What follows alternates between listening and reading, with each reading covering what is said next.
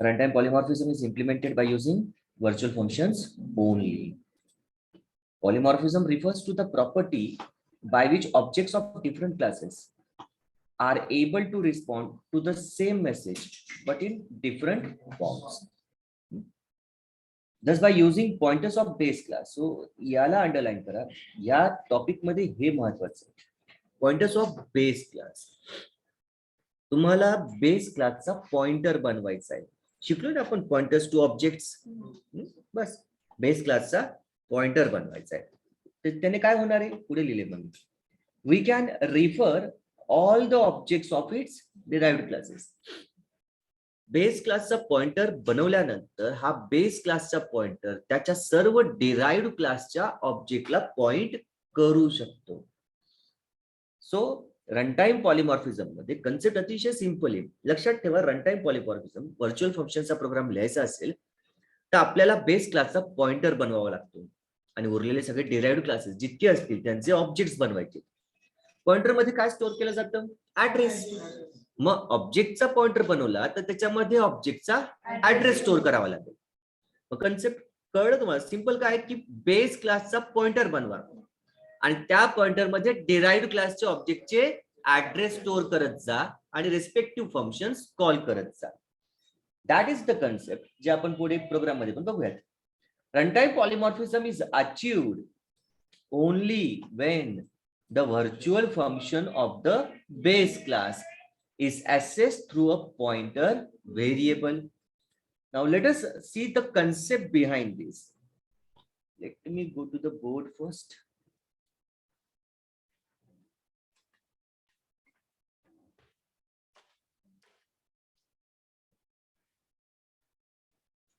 काहीच लिहू नका आता.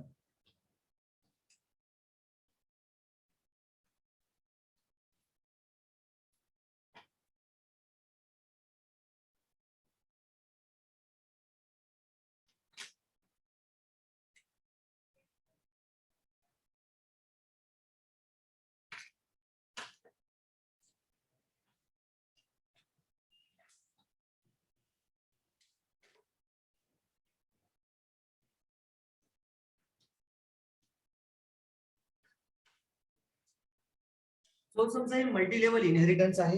Class A, class B, class C, 3 classes बनवलेत. क्लास ए हा बेस क्लास आहे, क्लास सी हा डिराइव्ड क्लास आहे आणि बी हा इंटरमिजिएट क्लास.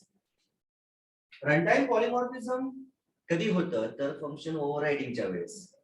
फंक्शन जेव्हा ओव्हरराइड झालेले असतात तेव्हा आपल्याला काय करावं लागतं? रनटाइम पॉलिमॉर्फिझम वापरावं लागतं. म्हणजे व्हर्च्युअल फंक्शन्स यूज करायचे. या रनटाइम पॉलिमॉर्फिझम मध्ये मग व्हर्च्युअल फंक्शन्स कसे यूज केले जातात? तर सगळ्यात आधी काय करायचं? हा बेस क्लास आहे आपला, आता त्याचा ऑब्जेक्ट नाही पॉइंटर बनवायचा. सो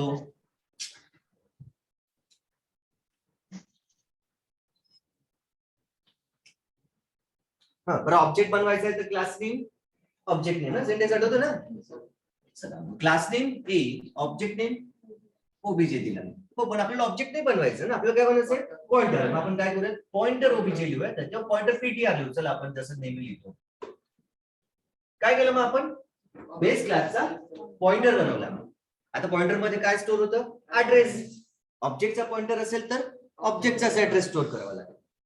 बेस क्लासच्या पॉइंटर मध्ये डिराइव्ड क्लासच्या ऑब्जेक्टची ऍड्रेसेस स्टोअर करावे लागतात. मग आता डिराइव्ड क्लास बी आहे ना, याचा आधी ऑब्जेक्ट बनवून घ्यावा लागेल. ठीक आहे, B1 नावाचा ऑब्जेक्ट बनवला.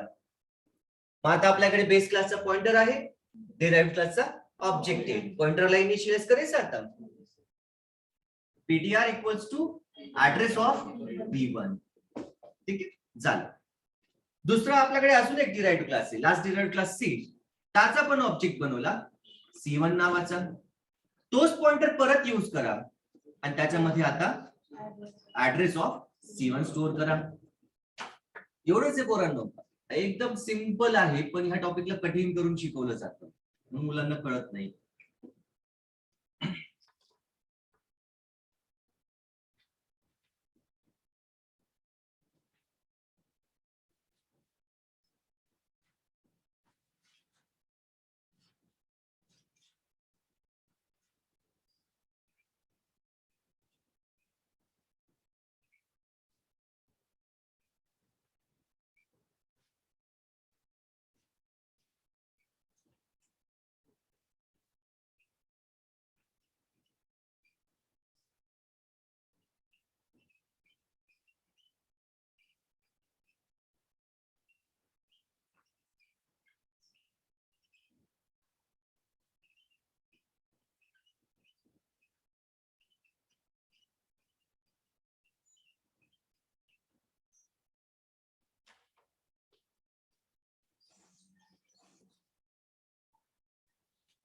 सो बेस क्लासचा पॉइंटर बनवला.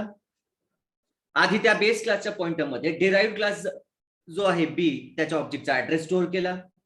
आता पॉइंटर इनिशियलाइज झाला. So in that case the pointer is initialize. Now you can use this pointer to access the functions. या पॉइंटरला यूज करून तुम्ही आता फंक्शन्स असेस करू शकता, फंक्शन्स कॉल करू शकता, बी ची पण आणि ए ची पण, जे आपण जनरली करत आलोय इनहेरिटन्सच्या प्रोग्राम मध्ये करतो ना आपण. लास्ट डिराइव्ह क्लास ऑब्जेक्ट बनवतो आणि सगळ्या फंक्शन्सला कॉल करतो. इथं पण तेच करा. इथं सुद्धा आता पॉइंटर पर तोच आहे, बेस क्लासचाच आहे, पण आता हा पॉइंटर कुणाला पॉइंट करतोय? C1 ला. पॉइंटर तोच आहे, इथं तो कुणाला पॉइंट करत होता? B1 ला. इथं तो कुणाला पॉइंट करतोय? C1 ला, अँड सो ऑन. सो काय रनटाइम पॉलिमॉर्फिझम किंवा व्हर्च्युअल फंक्शन काय असतं? तर थोडक्यात एकदम काय, बेस क्लासचा पॉइंटर डिराइव्ड क्लासच्या सगळ्या ऑब्जेक्टला पॉइंट करू शकतो. पण तुम्ही म्हणा सर उलट, डिराइव्ड क्लासचा पॉइंटर बेस क्लासच्या ऑब्जेक्टला रिफर करू शकतो का? नाही. करू शकतो? नाही. काय करता येतं मग? फक्त पॉइंटर कुणाचा असायला पाहिजे? बेस क्लासचा. आणि तो कुणाला रिफर करू शकतो? सगळ्या डिराइव्ड क्लासच्या ऑब्जेक्टला. आणि मग इथं करून दाखवलं. बेस क्लासचा पॉइंटर बनवला, तो पॉइंटर आधी क्लास बी ला रिफर करतोय, नंतर क्लास सी ला रिफर करतोय. त्या पॉइंटर मध्ये जेव्हा बी चा ऍड्रेस असेल तेव्हा तो कुणाचे फंक्शन्स ऍक्सेस करेल? बी चे. जेव्हा त्या पॉइंटर मध्ये सी चा ऍड्रेस स्टोअर असेल तेव्हा तो पॉइंटर कोणाचे फंक्शन्स ऍक्सेस करेल? सी चे. इथे लक्षात? बर. त्याच्यानंतर अजून एक महत्वाची गोष्ट जी आपल्याला प्रोग्राम मध्ये तुम्हाला सांगायची, की समजा पॉइंटर, आता पॉइंटर आहे म्हणजे पॉइंटरची पण मेमरी अलोकेट झालेली असते, ऑब्जेक्टची पण असते. पॉइंटर मध्ये ऑब्जेक्टचा ऍड्रेस स्टोअर झाला असतो. ते पॉइंटरचा कन्सेप्ट तुम्हाला मी शिकवलेला आहे, सी पण शिकवलं आणि आता पॉइंटर टॉपिक मध्ये पण शिकवलं होतं. So let us draw the figure की हा पॉइंटर पीटीआर अलोकेट झाला.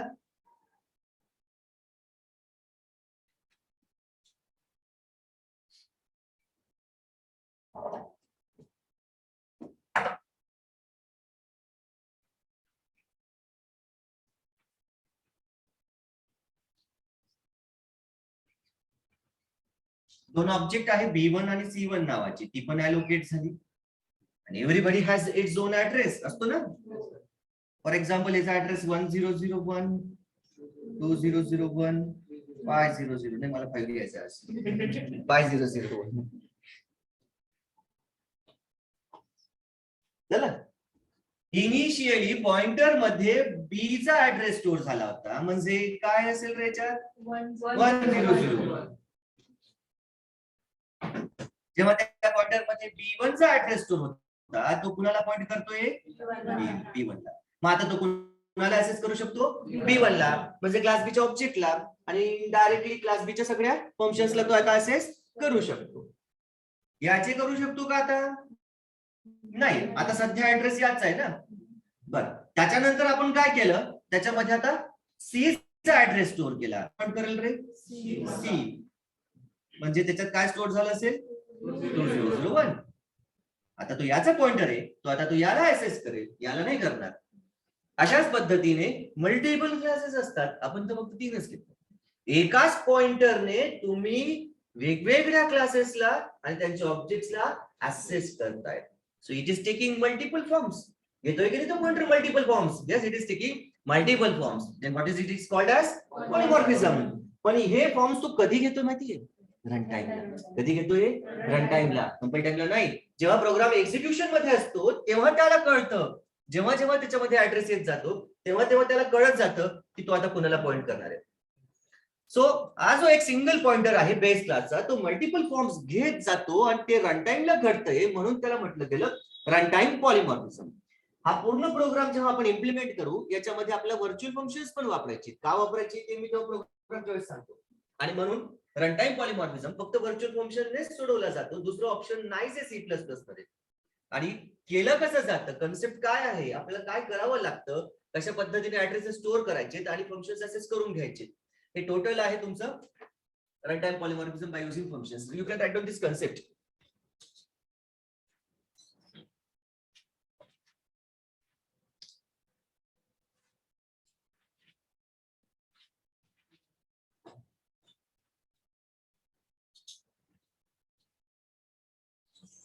अजून एक महत्वाची गोष्ट 2 मिनिटावर.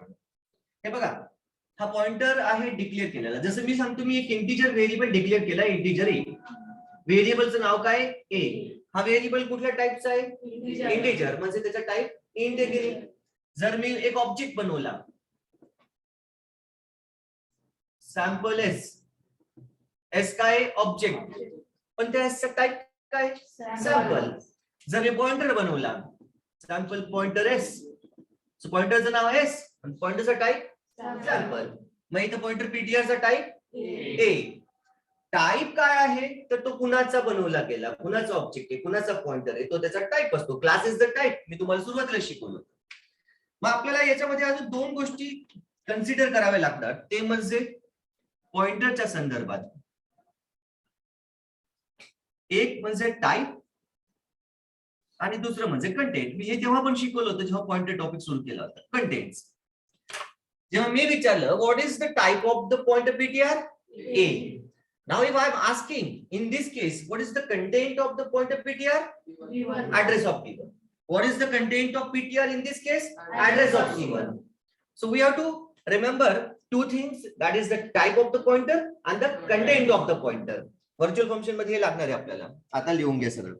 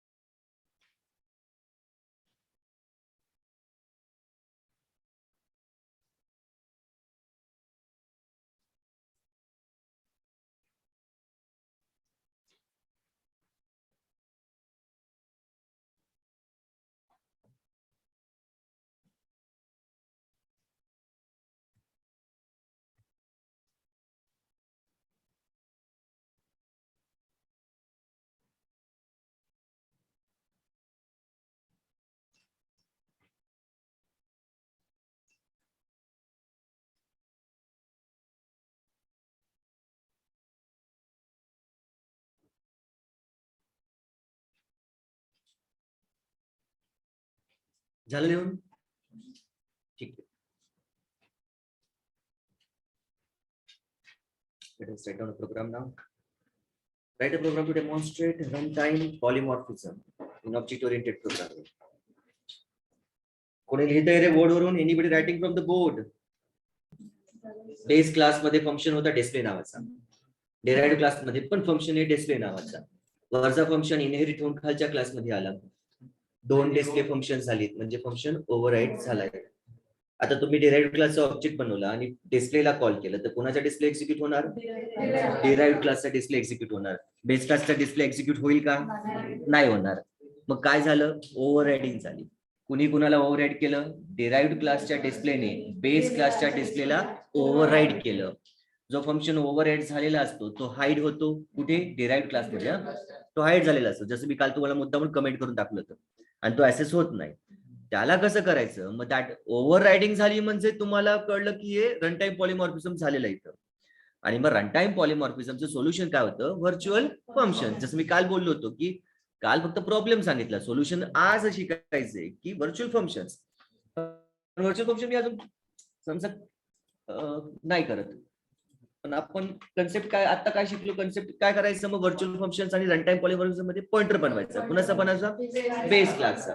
आपण बेस क्लासचा पॉइंटर क्रिएट करूयात. क्लासचं नाव मुद्दाम मी बेस आणि याचं नाव डिराइव्ह देऊन दिलंय. परत इनहेरिट करायचं राहिलंच होतं रे, पब्लिक बेस. आता ठीक आहे. आता मग तो बेस क्लास जो आहे त्याचा पॉइंटर आधी क्रिएट करून घेऊयात. Base pointer ptr. ठीक आहे. आपल्याला काय करायचे? दोघं क्लासचे फंक्शन्स कॉल करायचे, एकदा वरच्या क्लासचे आणि दुसऱ्यांदा खालच्या क्लासचे. आता ज्याचा फंक्शन कॉल करायचा असेल त्याच्या ऑब्जेक्टचा ऍड्रेस तुम्हाला पॉइंटर मध्ये स्टोअर करावा लागतो. मग बेस क्लासचा पण एक ऑब्जेक्ट बनवून घ्या. पॉइंटर बनवल्यानंतर आता जेवढे क्लासेस तुम्हाला हवीत त्या सगळ्यांचे ऑब्जेक्ट्स बनवून घ्या. बेसचा पण बनवतो. बेसचा ऑब्जेक्ट बनवला बी. अजून एक क्लास आहे आपल्याकडे डिराइव्ड क्लास, त्याचा ऑब्जेक्ट डी. ऑब्जेक्ट्स पण बनवले. ठीक आहे. This is the pointer of base class. After that we created objects of respect to classes जे आपल्याला ऍक्सेस करायचे असतात. ऑब्जेक्ट ऑफ बेस क्लास,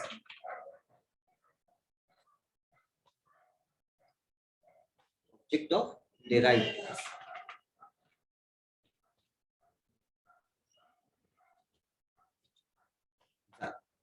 आता फंक्शन्स कॉल करायची वेळ आली. एकदा बेस क्लासचा फंक्शन कॉल करू, नंतर डिराइव्ड क्लास. आता फंक्शन कॉल करायचं आहे म्हणजे आपल्याला काय करायला लागलं? पॉइंटर मध्ये ऑब्जेक्टचा ऍड्रेस स्टोअर करायचा. सुरुवातीला पॉइंटर मध्ये बेस क्लासचा ऑब्जेक्ट स्टोअर करू. जसं मी आता कन्सेप्ट मध्ये फक्त डिराइव्डचे दाखवले, तर बेसचा पण स्टोअर करता येईल. पॉइंटर त्याचा आहे तर त्याचा तर ऍड्रेस तो स्टोअर करेलच ना. दुसऱ्यांदा तर करतोच आहे, स्वतःचा नाही करणार का? करेल. आपण काय करू? पॉइंटर मध्ये सुरुवातीला बीचा ऍड्रेस स्टोअर करू आणि मग डिस्प्लेला कॉल करू. त्याच्यानंतर पॉइंटर मध्ये नंतर डीचा ऍड्रेस स्टोअर करू आणि पुन्हा डिस्प्लेला कॉल करू. Now let me show you in this case first for base class. Let us initialize the pointer ptr. ptr equals to address of b and now call the function display of the class base. Class base चा ना आता तो बेसचा address store केलाय ना त्याने. मग आता बेसचा डिस्प्ले कॉल करायचा असेल, पॉइंटर ने फंक्शन कशी कॉल केली जातात हे शिकवण्याची गरज नाहीये तुम्हाला. आता एरो ऑपरेटर यूज करतो. So let us call the function ptr arrow display. चालेल. बेस क्लासचं फंक्शन कॉल करून झालं. आता आपण डिराइव्ड क्लास कडे येऊयात. फॉर डिराइव्ड क्लास ऍड्रेस कोणाचा स्टोअर करणार? मग डिराइव्ड क्लासचा ऑब्जेक्टचा म्हणजे ऍड्रेस ऑफ डी. आणि पुन्हा फंक्शन कॉल करूयात ptr एरो डिस्प्ले. हा डिस्प्ले कुणाचा असेल? बेस क्लासचा. पण इथं तोच फंक्शन, तोच पॉइंटर, तोच फंक्शन परत कॉल केलाय, पण आता हा कुणाचा असेल? डिराइव्डचा असायला पाहिजे. झाला प्रोग्राम. आता आपण गेट सीएस लिहूयात, प्रोग्राम एक्झिक्यूट करूयात, आउटपुटला थोडस ऑब्झर्व करूयात. Return 0. let me save the program first.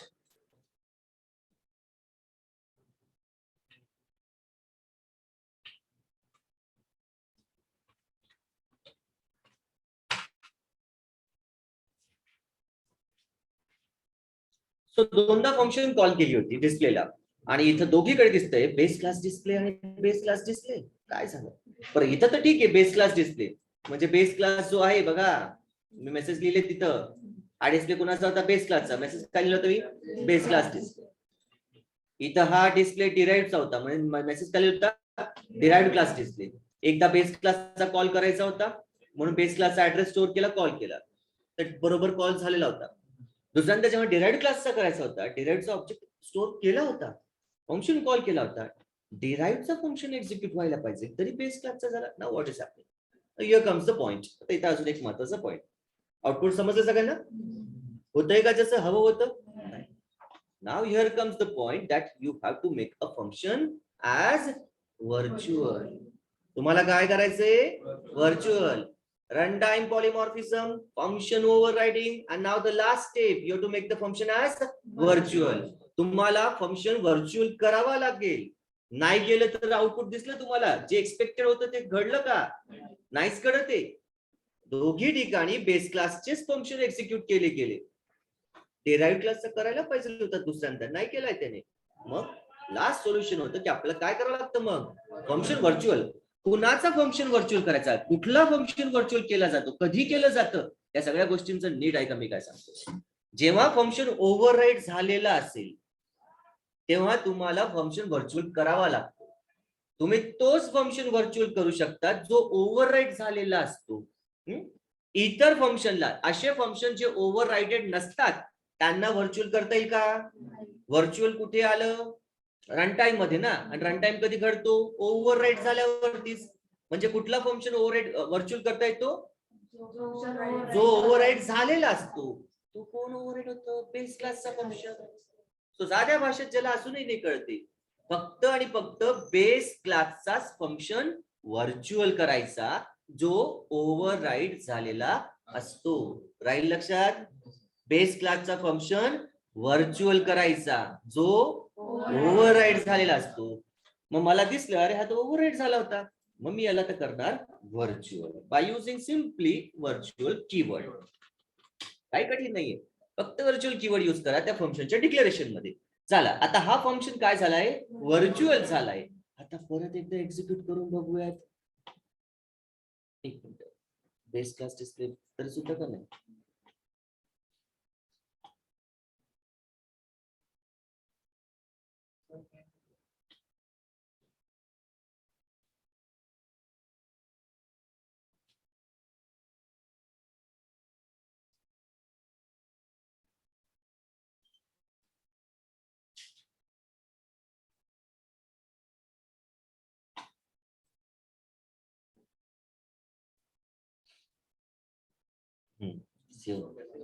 झालं. सुरुवातीला काय आला? Base class display. बघा फंक्शन कॉल केलं होते आपण मेन मध्ये.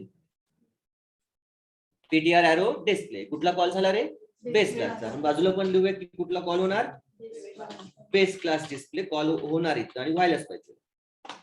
त्याच्यानंतर इथं तोच पीटीआर एरो डिस्प्ले, तोच पॉइंटर, तोच फंक्शन पॉलिमॉर्फिझम. पण कुठला कॉल झाला? Derive class display. समजलं? कन्सेप्ट समजली का? खूप महत्वाची बरं काही, पुढे भरपूर आपल्याला लागणार आहे. पुढे नाही कळलं तर सांगा, परत सांगेल. काही कन्फ्युजन वाटत असेल तर. पण प्रोसिजर अतिशय सिंपल आहे. पॉइंटर कोणाचा बनवायचा? Base class. त्याच्यानंतर जेवढी क्लासेस तुम्हाला ऍक्सेस करायची सगळ्यांची ऑब्जेक्ट बनवून घ्या. आता त्याच्यानंतर वन बाय वन जो क्लास ऍक्सेस करायचा असेल ना, पॉइंटर मध्ये त्याचा ऍड्रेस स्टोअर करा आणि फंक्शन कॉल करून घ्या. ज्याचा ज्याचा क्लास ऍक्सेस करायचा असेल पॉइंटर मध्ये त्याच्या ऑब्जेक्टचा ऍड्रेस स्टोअर करा आणि सगळे फंक्शन्स ऍक्सेस करा. झालं. पण डायरेक्ट घडत नाही. फायनल सोल्युशन राहिलं होतं. तुम्हाला काय करावं लागतं? फंक्शनला व्हर्च्युअल. कुठला फंक्शन व्हर्च्युअल करता? जो ओव्हरराइड झालेला असतो त्याला व्हर्च्युअल केलं जातं. किंवा साध्या भाषेत फक्त बेस क्लासचा फंक्शन ओव्हरराइड करायचा जो ओव्हरराइड झालेला असतो. झालं. You can now write down the programme.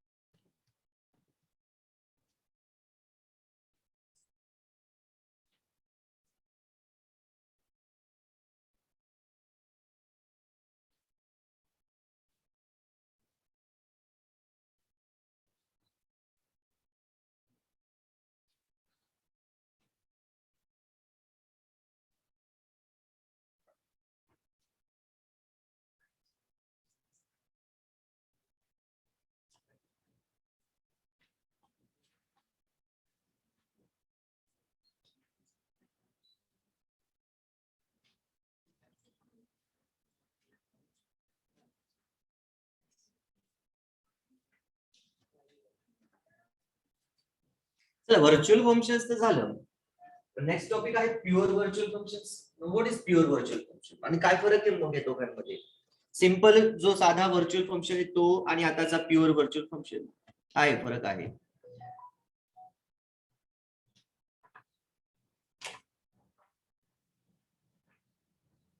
सगळ्यात पहिला मुद्दा, व्हर्च्युअल फंक्शन जे आहेत, जे तुम्ही व्हर्च्युअल केलेले असतात बेस क्लासमध्ये,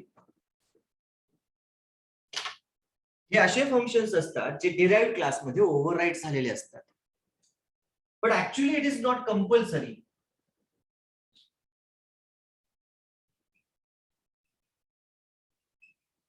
that virtual functions must be overridden in derived class. जे मी तुम्हाला करून सुद्धा दाखवणार आहे. आपण शिकताना आता शिकलो की जे ओव्हरराइडेड फंक्शन्स असतात ते व्हर्च्युअल केले जातात बेस क्लासमध्ये, पण कंपल्सरी नव्हतं ऍक्च्युअली हे. जे फंक्शन तुम्ही बेस क्लासमध्ये व्हर्च्युअल केलेले आहे त्यांना डिराइव्ड क्लासमध्ये ओव्हरराइड करायचंच का, तर नॉट कंपल्सरी, नाही केलं तरी चालतं. पण मग टोटल रन टाइम पॉलिमॉर्फिझम निघून जाईल त्याच्यातून, तो सिंपल प्रोग्राम बनून जातोय. पण मग प्युअर व्हर्च्युअल फंक्शनचा टॉपिक किंवा प्युअर व्हर्च्युअल फंक्शन बनवण्याची गरज का भासली, याच कारणामुळे. कंपल्सरी नव्हतं ना याच्यासाठी, नॉट कंपल्सरी, ह्याच कारणासाठी पुढे जाऊन प्युअर व्हर्च्युअल फंक्शन बनवला गेला. तुम्हाला सांगण्याची गरज नाही की हे काय असतील, काय असेल. जर फंक्शन व्हर्च्युअल फंक्शन पण नाही, जर व्हर्च्युअल फंक्शनला तुम्ही प्युअर व्हर्च्युअल फंक्शन करून टाकलं तर आता कंपल्सरी असेल की त्याला डिराइव्ड क्लासमध्ये ओव्हरराईड करावंच लागेल, नाही केलं तर it's compulsory.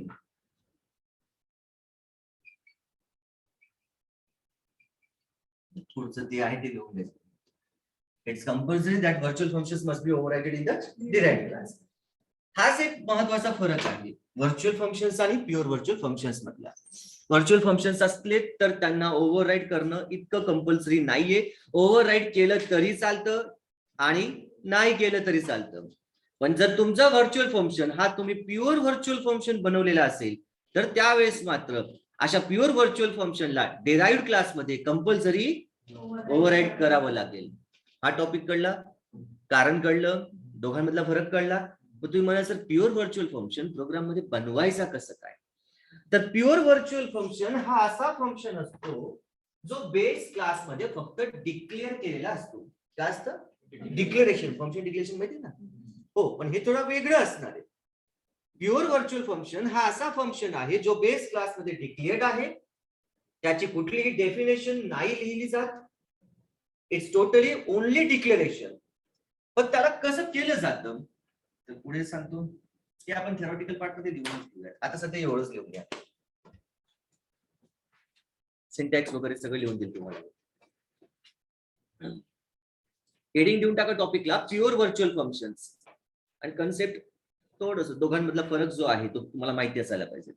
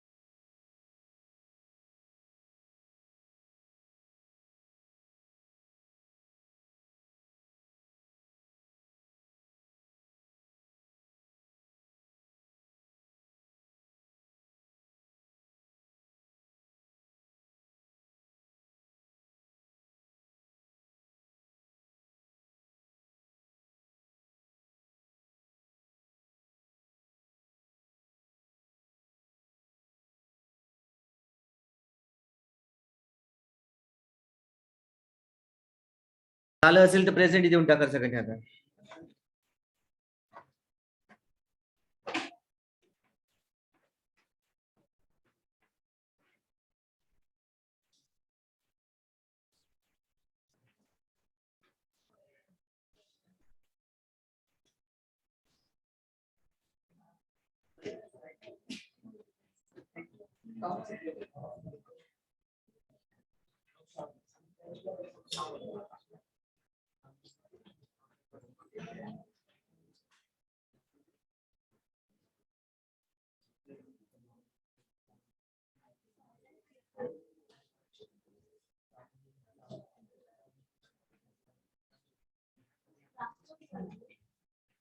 Aditya, you can go.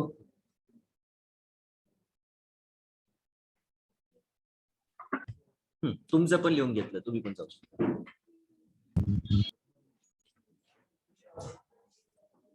भूमिका चित्ते. Present sir.